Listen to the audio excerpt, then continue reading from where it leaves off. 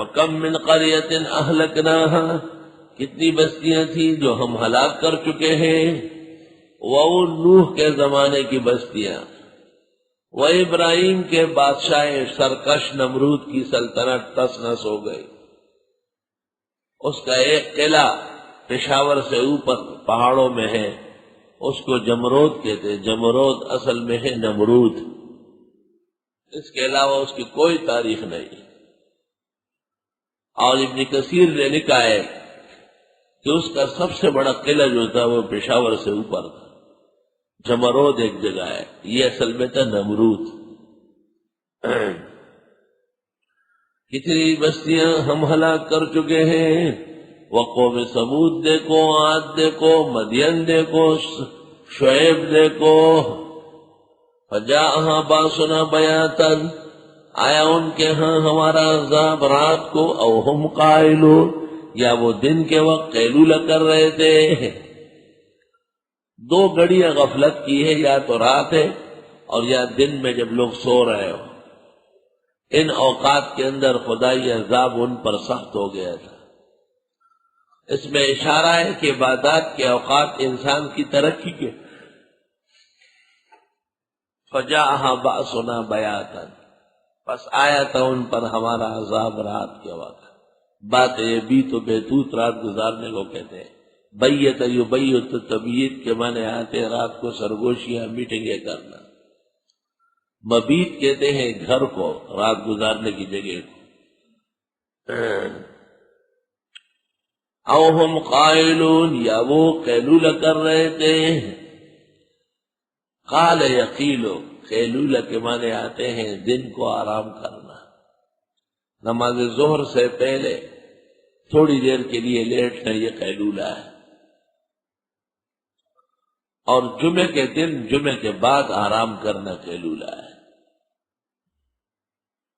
بخاری میں جابر بن عبداللہ کی حدیث ہے، کننا نقیل ونتغدى یوم الجمعۃ بعد الجمعہ، جمعے کے دن ہمارا دن کا کھانا اور آرام جمعے کے بعد ہوتا تھا، یعنی اور دنوں میں جمعے سے پہلا ہوتا تھا۔ اورنگزیب بادشاہ نے بیٹوں کو وصیت کی تھی کہ دوپہر کے کھانے کی بھی ضرورت ہو اور آرام کی بھی، تو کھانا کھا لو، نہ آرام کو ترجیح مت دو ورنہ غافل ہو جاؤ گے، اور سفر سے پہلے تلاوت زیادہ کرو، اگر سفر میں کم بھی ہو گئی تو نقصان نہیں ہوگا۔ وَكَمْ مِنْ قَرْيَةٍ أَهْلَكْنَاهَا، کتنی بستیوں کو ہم نے سنابود کر چکے ہیں، پس آیا ان کا عذاب ان پر رات کو، یا جب وہ قیلولہ کر رہے تھے۔ فما کان دعواہم، نہ تھی ان کی پکار، اذ جاءہم بأسنا، جب آیا ان کو ہمارا عذاب، الا ان قالوا، مگر کہنے لگے، انا کنا ظالمین، واقعی ہم ظالم تھے، اعتراف کیا۔ فلنسألن الذین ارسل الیہم، پس ضرور پوچھیں گے ان لوگوں سے جن کی طرف پیغمبر بھیجے گئے تھے، قوم، قبیلے۔ وَلَنَسْأَلَنَّ الْمُرْسَلِينَ، اور پیغمبروں سے بھی پوچھیں گے، پیغمبروں سے پوچھا جائے گا ماذا اجبتم، اور قوم سے کہا جائے گا ماذا اجبتم المرسلین۔ فَلَنَقُصَّنَّ عَلَيْهِمْ بِعِلْمٍ، پس ہم بتا دیں گے ان کو سوچ سمجھ کر، یعنی اپنے علم الوہیت کے ساتھ، پس ہم بتا دیں گے ان کو پورے علم سے، وَمَا كُنَّا غَائِبِينَ، اور ہم نہیں ہے کچھ بے خبر۔ وَالْوَزْنُ يَوْمَئِذٍ الْحَقُّ، اعمال کا وزن ہونا قیامت کے دن برحق ہے۔ اللہ تعالیٰ ترازی عدل قائم کرے گا، حسنات اور سیئات تولیں گے، اور جو چیز زیادہ ہوئی اس کا انجام بنے گا۔ اہل سنت والجماعت کا مضبوط مذہب ہے کہ وزن اعمال برحق ہے، والوزن یومئذ الحق۔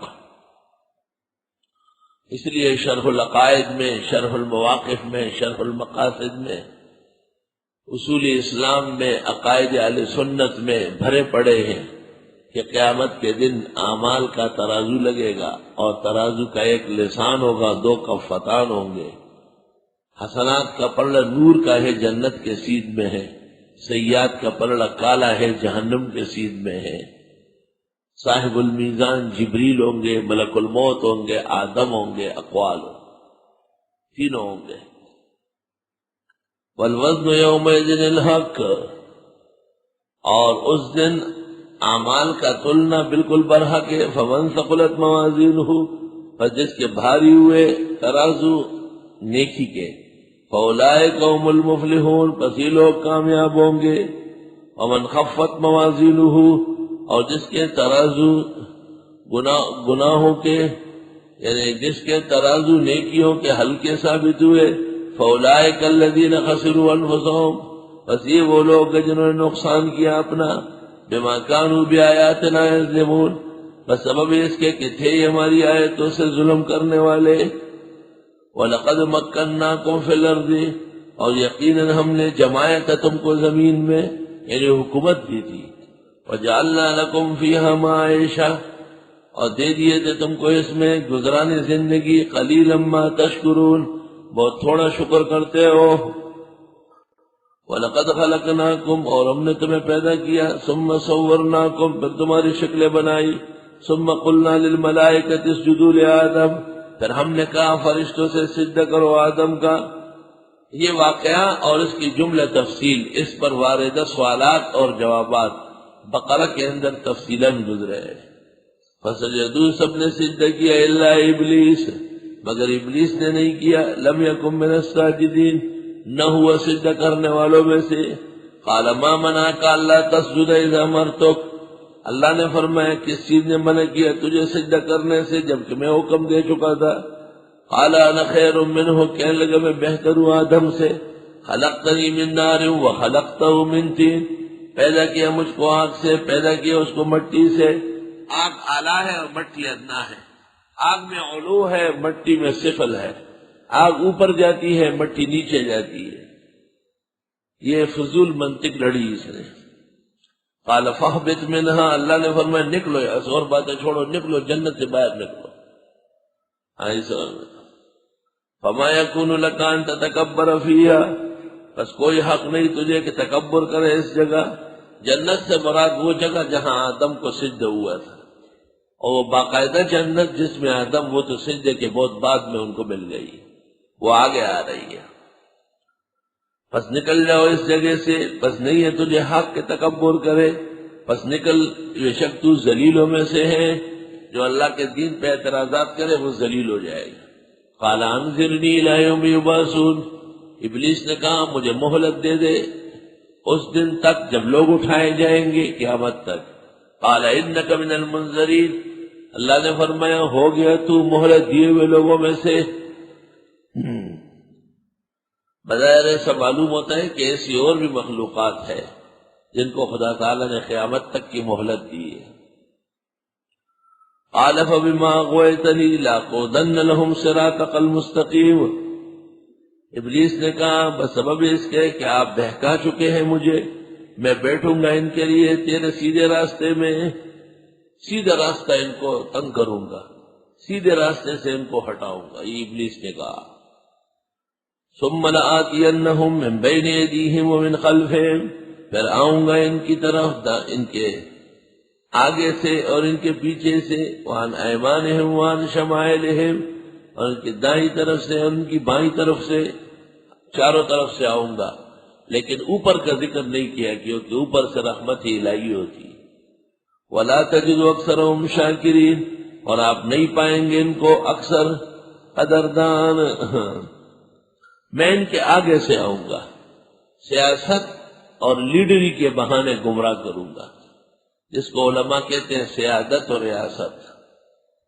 وَمِنْ خَلْفِهِمْ، اولاد اور ترکہ کے اعتبار سے بہکاؤں گا، اولاد کے حق میں ایسے ایسے فیصلے کریں گے۔ وَعَنْ أَيْمَانِهِمْ وَعَنْ شَمَائِلِهِمْ، اچھے اعمال کے بہانے بدعت نکلوا دوں گا، برے اعمال میں الجھا دوں گا۔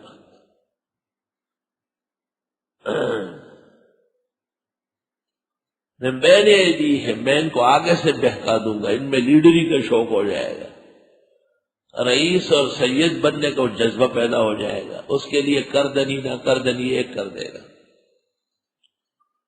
اور ان کے پیچھے سے اپنے اولاد کے لیے ایسی وصیتیں کر لیں گے، ان کے لیے ایسے مظالم کر کے دولت جمع کریں گے، اور ان کی دائیں طرف سے اور ان کی بائیں طرف سے۔ وَلَا تَجِدُ أَكْثَرَهُمْ شَاكِرِينَ، اور آپ نہیں پائیں گے اکثر ان کو قدردان، بے قدر ہوں گے۔ قَالَ اخْرُجْ مِنْهَا مَذْءُومًا مَدْحُورًا، اللہ نے فرمایا نکلو یہاں سے مذمت کیا ہوا، دھکے کھایا ہوا، نکلو وہ ذلیل اور دھکے کھانے کا اہل، نکالو اس کو یہاں سے، نکالو، پکڑو باہر نکالو، کھینچو، یہ ہے مدحور، پکڑو باہر نکالو۔ یہ انتظام کی شدت ہے۔ منتظم جب اعلیٰ ہو تو حکم علی الفور نافذ کرتا ہے، منتظم جب دنی ہو تو احکام میں ڈھیلا ہوتا ہے۔ اس میں اشارہ ہے کہ جب پتہ چلے کہ ایک آدمی شیطانی کام پہ اتر آیا تو پھر اس کو معاف نہ کرے۔ نکلو یہاں سے مذمت کیا ہوا اور دھکے کھایا ہوا، لمن تبعک منہم، واسطے ان کے جو اتباع کرے آپ کے ان میں، لَأَمْلَأَنَّ جَهَنَّمَ، بھر دوں گا میں دوزخ منکم تم سب سے اجمعین۔